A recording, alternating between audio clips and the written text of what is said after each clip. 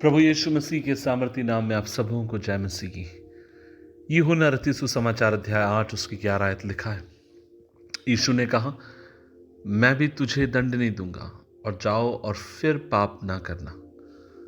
अजीजों, यूहन्ना रचित सुसमाचार अध्याय 8 के भीतर आप और मैं जो कहानी पाते हैं, ये कहानी बहुत ही अपने आप में हृदय को छूने वाली है। और हम सब जानते हैं कहानी क्या है। कहानी एक ऐसी स्त्री की जो व्यभिचार में पकड़ी गई और उसे प्रभु यीशु मसीह के पास लेकर आया गया और कहा गया कि मूसा की व्यवस्था कहती है यदि कोई महिला व्यभिचार में अगर पकड़ी जाए तो उसे पथरवा करके मार डालने की आवश्यकता है।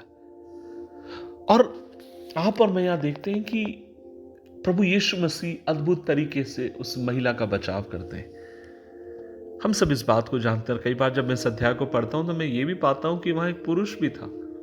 ये बाइबल कहती है कि ये महिला व्यभिचार करती हुई पकड़ी गई, लेकिन किसके साथ व्यभिचार में थी? निश्चय वहां पर एक पुरुष था। लेकिन वो कहां गया, कहां भागा, कोई उसके बारे में चिंता नहीं कर रहा। लेकिन यहां पर एक कमजोर सी महिला पकड़ ली गई और हर व्यक्ति उसे मरवाना चाहता और कहते हैं कि इसने इस तरीके से पाप किया और उसके ऊपर आरोप लगा रहे। लेकिन आप और मैं देखते हैं प्रभु यीशु मसीह ने जो धार्मिक अगुए थे उनकी सोच और उनकी बाजी को पलट दिया। प्रभु यीशु मसीह ने कहा कि तुम में जो निष्पाप हो पहले उसे पत्थर मारे। और पत्थर फेंकने का अर्थ यह है कि वो व्यक्ति स्वयं को निष्पाप घोषित करेगा। कोई भी नेता ऐसा करने को तैयार नहीं था। कोई भी आत्मिक अगुआ या जितने लोग वहां थे, कोई भी पहला पत्थर फेंकने के लिए तैयार नहीं थे। और वहां पर मैं देखते हैं धीरे धीरे सभी लोग चले गए और तब यीशु ने कहा कि मैं भी तुझ पे दोष नहीं लगाता। अजीजों, जब हम प्रभु यीशु मसीह की जीवनी को देखते हैं, एक बात हम कहते हैं और वो ये कि हमारा उद्धार करता आपसे मुझसे प्यार करता है।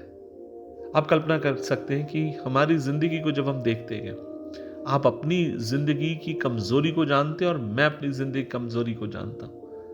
यदि परमेश्वर हमारे कामों के अनुसार अगर हमसे लेखा लेता तो आज हम उसकी उपस्थिति में कहीं भी हम खड़े रहने के योग्य नहीं थे। लेकिन उसने अपनी दया में आपको मुझे माफ किया, उसने अपनी दया में आपको मुझे साफ किया और एक और बार उसने मौका दिया कि हम उसके पिता के सन्मुख निष्कलंक खड़े रह सके प्रभु यीशु मसीह के रक्त के द्वारा। संसार हमें निंदा करता है, संसार हम पर दोष लगाता है। अन्य धर्म ग्रंथों में तो यह तक लिखा है कि जो पाप करे वो मारा जाए, और यह बात सच है। और बाइबल पुराना नियम भी इस बात के बारे में कहता है। लेकिन प्रभु यीशु मसीह का वचन आपसे मुझसे क्या कहता है? प्रभु का वचन कहता है कि सब ने पाप किया और परमेश्वर की महिमा से रहित हो गए। लेकिन हमारे प्रभु यीशु मसीह में अनंत जीवन दान के रूप में दिया गया है। आज इस वचन को सुनने वाले मेरे भाई मेरी बहन, मुझे नहीं मालूम आप जीवन में कौन सी कमजोरी से और कौन से दोष की भावना से होकर जा रहे हैं। लेकिन जब आप प्रभु के पास आएंगे, अपनी जिंदगी उसके हाथ में आप देंगे, अपने आप को जब उसके हवाले करेंगे, वो आपकी जिंदगी को साफ कर कर, माफ कर कर एक नई जिंदगी आपको देने के लिए विश्वास योग्य है। हमें उसकी उपस्थिति में आने की जरूरत और कहने की जरूरत है, प्रभु मैं पापी हूं, तू मुझे माफ कर। अपने हर दिन की गलतियों को प्रभु की उपस्थिति में लाना है। हर दिन के छोटे मोटे पाप, बड़े पाप प्रभु की उपस्थिति में लाकर कहने की जरूरत है, प्रभु आप मुझे माफ करिए, मुझे साफ करिए। और मैं आपसे कहूंगा, प्रभु विश्वास योग्य है आपकी मेरी जिंदगी को परिवर्तन करने के लिए। हमें अपने आप को उसके हवाले करने की जरूरत है। प्रभु का वचन कहता है, प्रभु ने कहा कि मैं इसलिए नहीं आया कि तुमको दोषी ठहराऊं, लेकिन मैं इसलिए आया कि तुम्हें क्षमा करूं।